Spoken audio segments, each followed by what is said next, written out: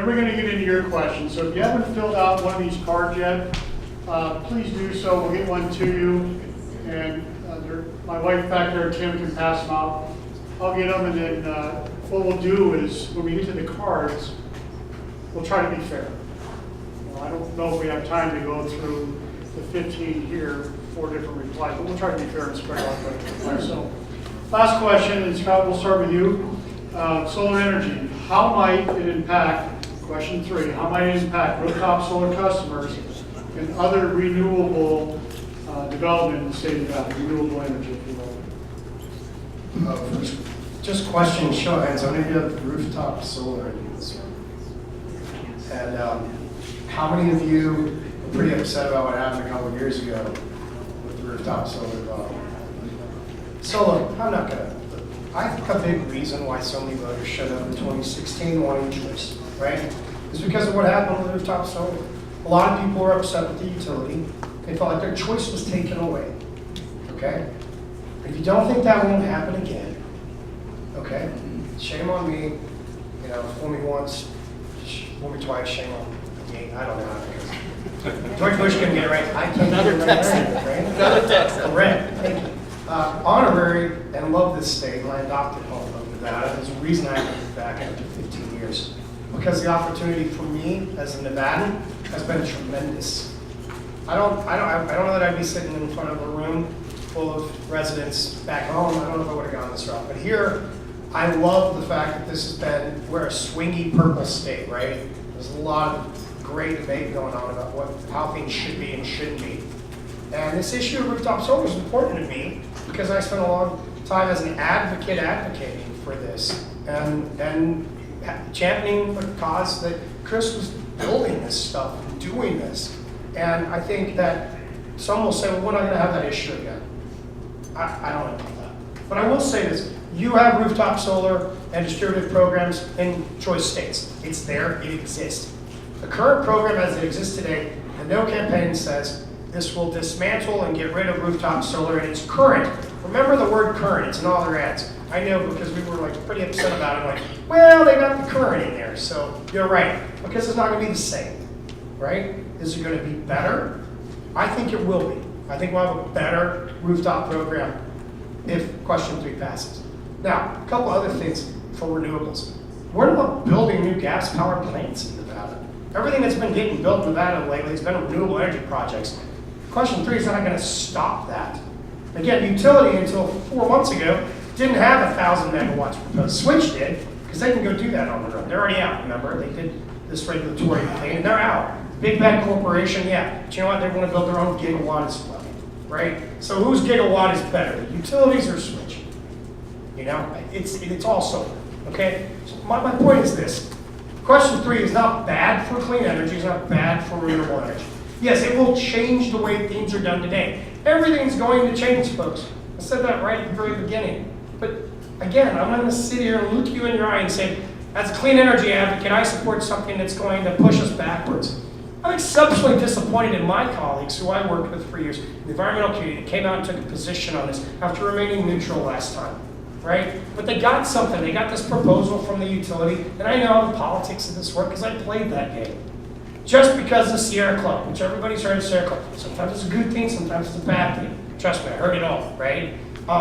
They say they oppose this. I'm still scratching my head over that one, right? Because we're not going to not have clean energy in a competitive market. It's just not going to happen. Yeah, we're going to join in a more robust way, Cal ISO, but guess what? NV Energy is already part of Cal ISO. Not completely, but they're part of it. So is Valley Electric. We're already involved with the California energy markets. But here's the interesting thing. In California, because of my the people I actually consider colleagues, but the people I used to work with, the environmental groups in California, it gets really hard sometimes to build some of these big projects they want to build. A lot of things going on there under CEQA, et cetera. Environmental regulations makes it difficult. In Nevada, we are so business friendly to clean energy. So guess what? When we create a new wholesale market attached to the largest energy market in the country, and they want 100% clean energy, guess who's building it and selling it to them? Nevada. That's going to happen. So are we going to have clean energy after question 3? Absolutely yes. Are we going to export our energy, instead of importing the $6 billion of fossil fuels we do presently, we're going to turn that around and do what Bill Clinton said 10 years ago. He said, why isn't Nevada exporting clean energy? Why aren't we Alaska? How come we don't all get a check? Because we sell our solar, because we live here. We can sell it to California, Utah, and all these other states. And it's not just because it's the right thing to do, because we need to decarbonize the grid. It's because it's what the market is bearing out. Tracy, again, how might it impact rooftop solar customers and other renewable energy development? Sure. So, a couple things. Nevada is actually already a leader in renewables like geothermal. We are actually second in geothermal and fourth in solar from all other states around the country. So many people don't realize that. We are making advancements in renewables and making good progress in that sector. The reality is question 3 would be damaging to renewables in the state. It would hinder advancements, and I know Chris will probably talk a little bit more about this, but it will negatively affect rooftop solar customers, unfortunately. There's that thing that Assemblyman Brooks here drafted, the net metering program. The reality is if question 3 passes, it would actually force NV Energy to divest their power plants, generating facilities. That's part of that $4 billion, that nice price tag that will all be burdened on us as ratepayers. But they would also have to dissolve the net metering program. So what the yes side doesn't say is, what will happen? Who's going to come in and pay you that incentive rate and that incentive that you receive right now from NV Energy? There is no guarantee these new electricity companies coming into this market, if this passes, want to take on a rooftop solar customer, for example. They can literally come in this market and cherry pick the type of customers they want, and there's no guarantee, again, that you'll get the current incentives that you have today. So that's the first thing about rooftop solar. There's a lot of concerns behind that.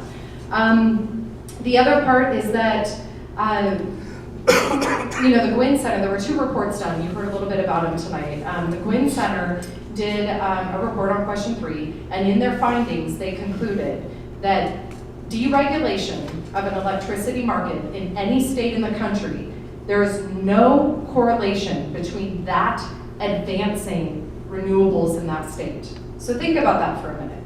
As a voter, you see all the ads. We're flooded with them. The yes ads claim 2 things. You will have lower rates and more renewables. Well, I'm here to tell you the independent investigatory reports done on this measure state that's not true. No state that has deregulated their electricity market has it ever advanced renewables. So that's a false claim, and it's important that you guys know this, what is true and factual and not. And again, I know Assemblyman Brooks will talk a little bit about the solar, but the other part is that the Public Utilities Commission actually, in their independent investigatory report on question 3, they said question 3 would likely invalidate the net metering program, essentially, because keep in mind, this is a constitutional amendment.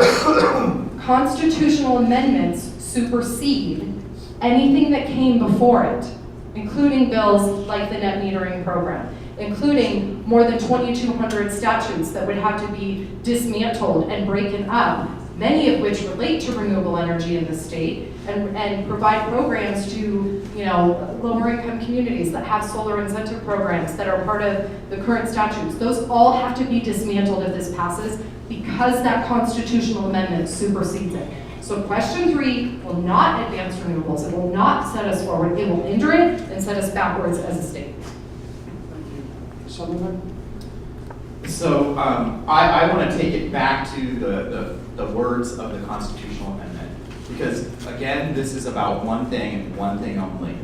If 50% plus 1 vote support question 3, it will immediately, the very next day, go into our Nevada State Constitution. And the words, it's a simple read. It's 1 page, 510 words. And I think this is what it's all about, and everybody should concentrate on this.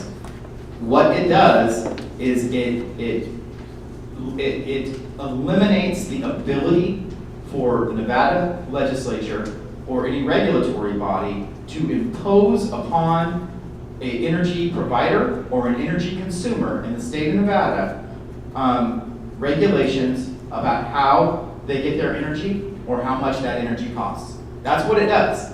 And so that in and of itself sets us back on our progress for renewable energy. So net metering in its past form, in its current form, does one thing. It orders the utility to buy your excess generation above market rates.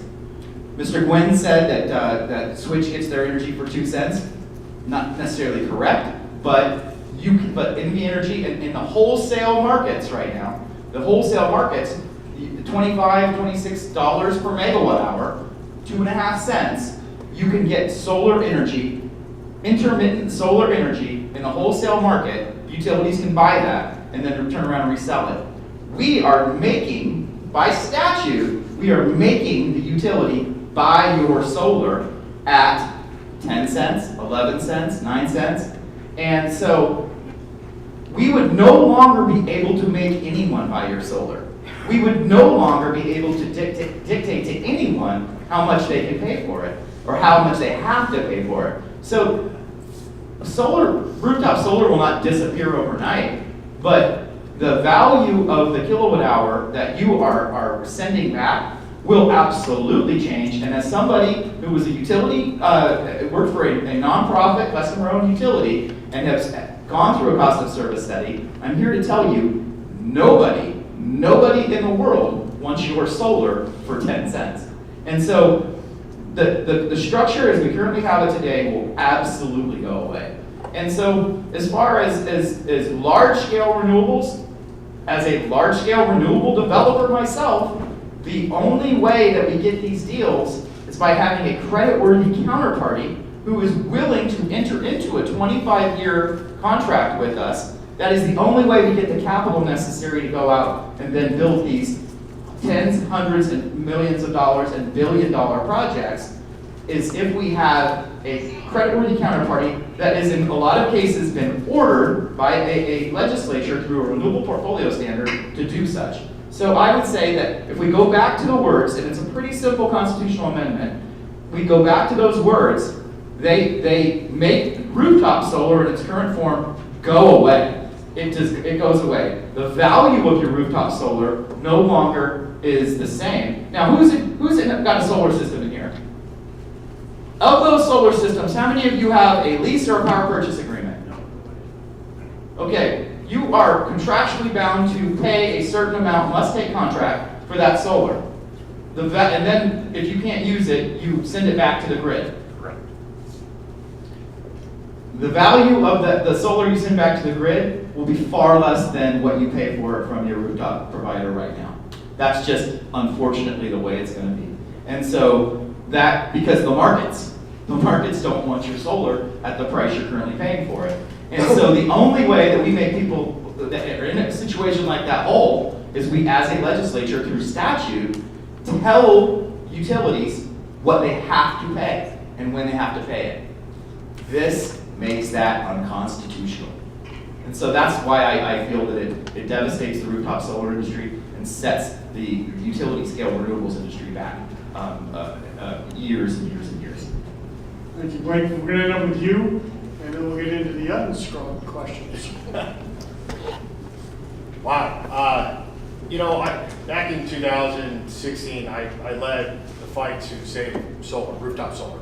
I had solar back then, and I sold it with my house because of the uncertainty of whether or not being grandfathered. I have led the conservative charge on renewable energy in Nevada. I've gone around the entire state and taught Republicans why renewable energy is so important.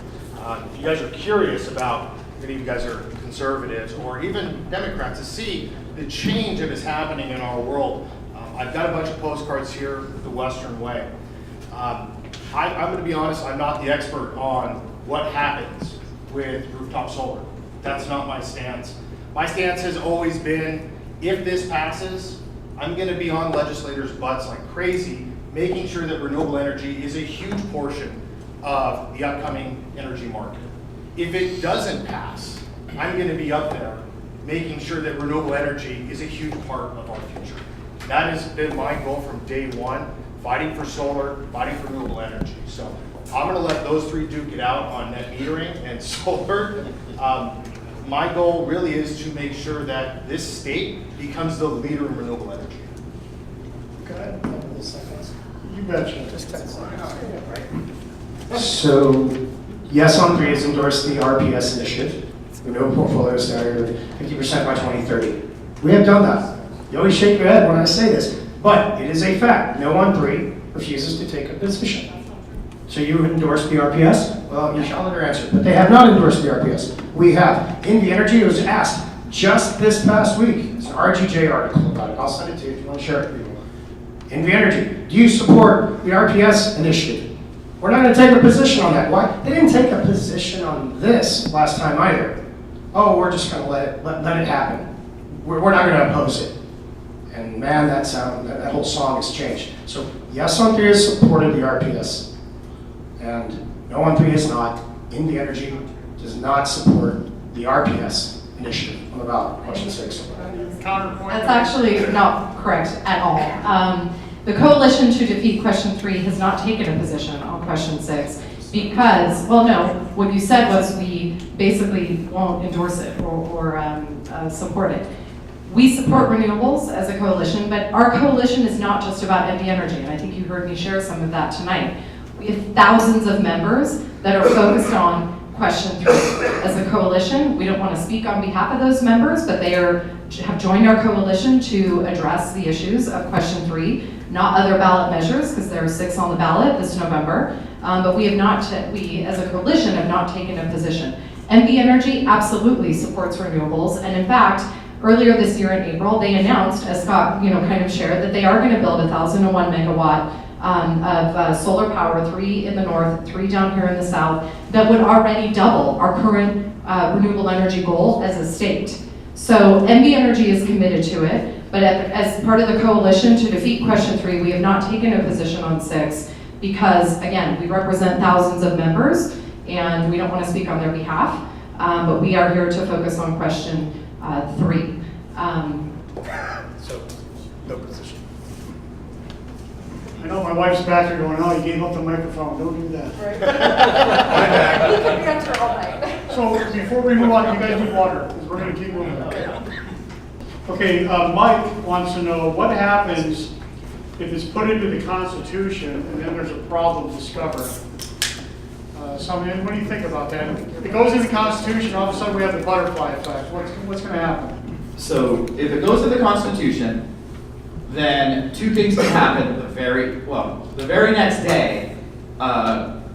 Any entity in the state can file suit. And they can file suit in saying that their current scenario that they're in is violated, is unconstitutional. And so that's one scenario. But if we go through the 3 legislative sessions, 2019, 120 days, 2021, 120 days, 2023, 120 days, and we set up a structure and then we go live, well, that means the second half of 2023 and through 2024, we see if we broke it. And then if we broke it, we go back to the legislature in 2025 and we say, can we put it back together? And by the way, we've done this before. Can we put it back together? Or is this something that we've had lawsuits for 6 years, we've had 3 legislative sessions, we just can't get it right? The only recourse at that point in time is on 2024 to have it back on the ballot. If it passes, it would be a 24th constitutional amendment that then removes the 23rd. And we've done that before. We did that with marriage between man and a woman, and then marriage between any Nevadan. And so we've done that before. And so that would be 2024. We put it back on the ballot. 2025, we have a legislative session. 2026, we have an election. It would have to be voted on again. And then in 2027, we would undo what we did tomorrow, or November of this year. That's 9 years, folks. That's 9 years. And that's not even the pessimistic standpoint. That's kind of a realistic look at the calendar. So in 9 years, if you want to invest in Nevada, you're a really big energy consumer, and you're trying to figure out what Nevada is going to do when it grows up on energy, you're going to go to the next state. You're going to go to Utah. You're going to go to Colorado. You're going to go to Arizona. If you are a large-scale renewable energy developer that wants to spend $1 billion in our state, and we haven't got our regs right yet, or we've destroyed our energy market, you're going to go to the next state. Now, in 1999, and we did this. We did it statutorily. do you guys remember the California energy, well, the Western energy crisis? They had California, Nevada, Montana, and it nearly bankrupted Nevada Power and Sierra Pacific Power, and it nearly bankrupted the state of California.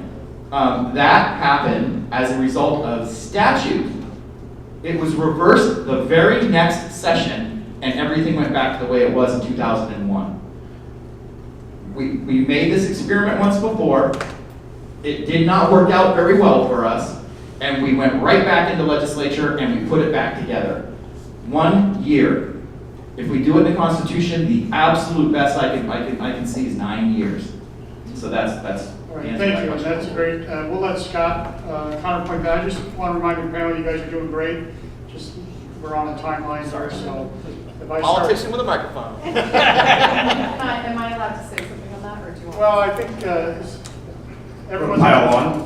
I'll pile on. Listen, yes, of course, that could all very well happen, and asteroid could come through the sky and blow up the planet. My point is this, anything could happen. But look, it's not like they haven't started talking about this. Chris was involved in the task force, they've looked at this. Again, a third of this country has gone choice, they haven't gone back. They're still doing it. The sky didn't fall, they're enjoying some really great rates and competition and better customer service in some markets, right? Do your own research about that. But the point is, this is not something that we're saying is infallible, but I'm also not gonna stand here and listen and go, okay, yeah, you're right. This is really a chicken little sky's gonna fall on this. This legislature works full-time, pretty much year-round. And they have interim committees. This doesn't start the day after the election. This started 2 years ago when it passed with 72%. The governor put together a task force. So this issue is being vetted. Things have been discussed. There's going to be, yeah, we've given it 5 years because it's like, look, you can't do it in one session. But can this thing get done? Yes. We've done big things in Nevada. We'll continue to do big things. Just one comparison. We weren't the first state to regulate marijuana, right? We were not the first state. We looked at what these other states that came before us. Nevada is known for having the gold standard of those regulations. Not everybody that supported it, you know, now they've come around and said, well, if we're going to do it, we better do it right. That includes law enforcement and others. My point is this, we're going to do this. Nevada knows how to do this. We're very good at doing things like this. We do big ideas. I fully trust that Assemblyman Brooks and his colleagues in the legislature can accomplish that. Thank you. Tracy, this next question I think should be for you, if it's not correct. It's my this is from Gerald. Gerald, you need more? Okay. The No on 3 literature. The No on 3 literature asserts rates have increased in the 14 listed states. But he wants to know over what period of time have those rates. Am I reading that right? Where's Gerald? Right there. He wants to know over what period of time, why is it that you listed these increases in those 14 Sure, states? so a couple things. It can vary, right, of course, because in those states, they have implemented or deregulated at different times. So it's kind of, it really just varies, you know, depending on when they put that service and those programs in place. But as I did share in Texas, just over a 12-year study, you know, those consumers paid billions of dollars more in higher electricity rates, especially in the Houston area. What I can say is that the Energy Information Administration, they actually issue monthly rate data. It's available online, you can look at that, and it compares Nevada's rates to all other states around the country. You can look at residential rates, you can look at commercial and industrial rates, and the reality is Nevada has the lowest rates in the country. Our rates are 17% below the national average. For residential, we are actually, I believe commercial rates are about 50% higher in those other markets, and over almost 70% higher for industrial rates in those other markets. So again, Nevada has some of the lowest residential, commercial, and industrial electricity rates compared to other states. So yeah, I definitely encourage you, because there's all kinds of great information on the Energy Information Administration. If you look them up online, there's some great rate data available. And it does compare, you know, deregulated states to regulated states and so forth. But I will say just one point of clarification that I think is important. for folks to know, in the yes ads, you will see that you will hear that they say rates are 14% lower in those deregulated states, and that's actually just not true. The rate data that they pull from and extract to pull some of those facts and stats together, number one, were paid for by a report they commissioned to have done, but number two, they're comparing other monopoly states, but not to Nevada. So I think it's important to ask, the ads claim 14% lower, but lower than what? They're not comparing them to Nevada's, and that's just a fact. Again, that information is very apparent when you look at the Energy Information Administration, the independent rate data that they put together. You will clearly see there Nevada's already among the lowest. I'll take 30 seconds. Real clear, we talk about Texas. I believe you're talking about in Texas, they've spent more than the utilities in Texas, right? So those are municipal utilities, they're not corporate utilities. It's like San Antonio and Austin, because the data I know about in Texas, the $5 million difference in price, yeah, you're gonna have higher rates in some competitive markets compared to a municipal utility. I don't know if anybody here is on Boulder City and lives in Boulder City and came over because you love this topic so much you drove into town, but the point is they pay less in Boulder City than we do here, right? So it's a municipal utility. City of Las Vegas could start a municipal utility, so could Henderson. We could do that now under the law. We have to pay the exit fee to do that. There's the profit motive goes away when we talk about municipal versus corporate owned. And again, we can go back and